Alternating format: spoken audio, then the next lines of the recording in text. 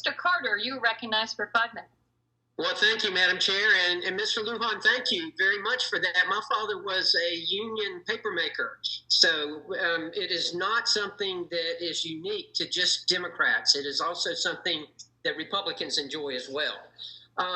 Madam Chair and members of the panel, it seems that we've been focusing a lot on the economics of this and the economics of the clean energy. And I'm a little bit confused here when I hear the chair lady mentioned that renewable energy is so much cheaper than what it is than traditional energy, and then I hear the ranking member cite examples of how much more expensive in California the petroleum is, how much more expensive energy is, and the two of them just don't seem to jive. So I'm a little bit confused there.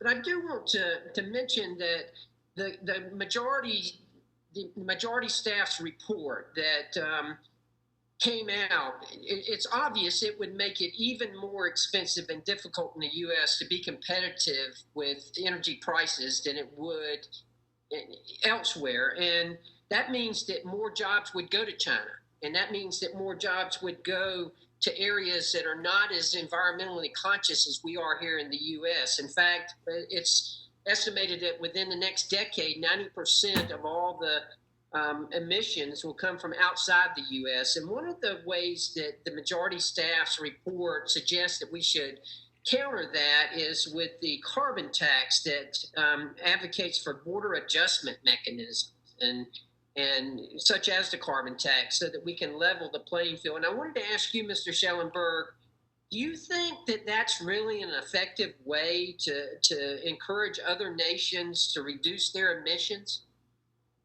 Yeah, thank you. And I also would like to address that, because first of all, if solar and wind are cheaper than existing energy sources, why would they need subsidies? Why would they need to be mandated? I think that somebody needs to address that issue. In other words, why would we spend $2 trillion on solar and wind and the transmission lines if they're already cheaper than existing energy sources?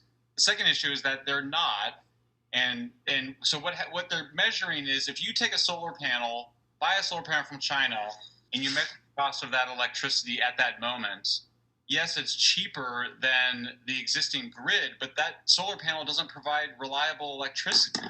And so the economic and environmental costs of industrial solar and wind projects are externalized, first onto the natural environment. You're talking 300 to 400 times more land.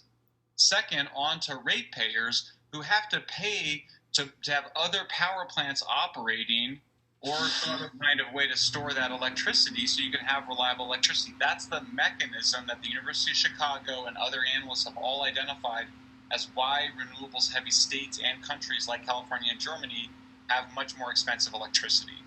On the issue of the carbon price, on the issue of the carbon tax, I personally would have no problem with a very low price on carbon, somewhere between $1 and $5 per ton, if that money were used to benefit something positive, because it's not a bad thing to tax bads and invest in goods.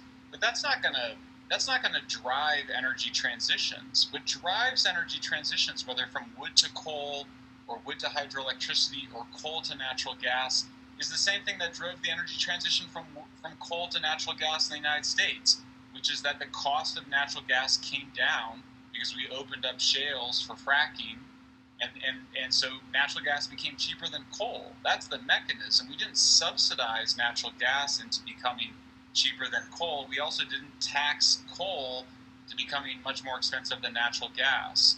So I don't think we need to be super rigid about it. I mean, if there was some broader compromise where there was some price on carbon that benefited positive things, great. But I think it's silly to imagine that that making fossil fuels slightly more expensive is going to somehow make the difference between it and significantly cleaner sources of energy. If you want a national nuclear program, we need a national nuclear program, full stop. If we want to transition from coal to natural gas, we need to make natural gas cheaper. I want to jump on that. I have just a few seconds left, but you mentioned the nuclear plants, and you mentioned in Georgia. It's right above my district in Georgia. And my question is, what's the biggest hurdle to nuclear energy in America? Why is it that even environmentalists are opposed to nuclear energy when we know that it is green? We know that it's it's one of the cleanest forms of energy out there. Well, I think one of the big reasons is because if you do a lot of nuclear power, you don't need any renewables. I mean, France shows that you can do 75% nuclear of your electricity grid. Like I said, France's electricity is 10 times less carbon intensive than Germany's, and they spend a little bit more than half as much for their electricity. These are two real-world cases that last over decades.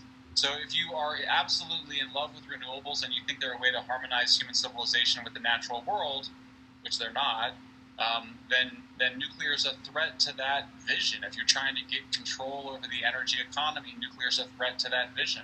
There's still lingering concerns about nuclear weapons, but the fact of the matter is the United States already has nuclear capability. It's not like it's going to change that. So there's also, in my book, Apocalypse Never, I describe the history that the Democrats have opposed nuclear power for a long time, for I think reasons that don't have much to do with the environment at all. Good. I'm out of time. Thank you for your indulgence, Madam Chair. Thank you. Well, thank you, Mr. Carter.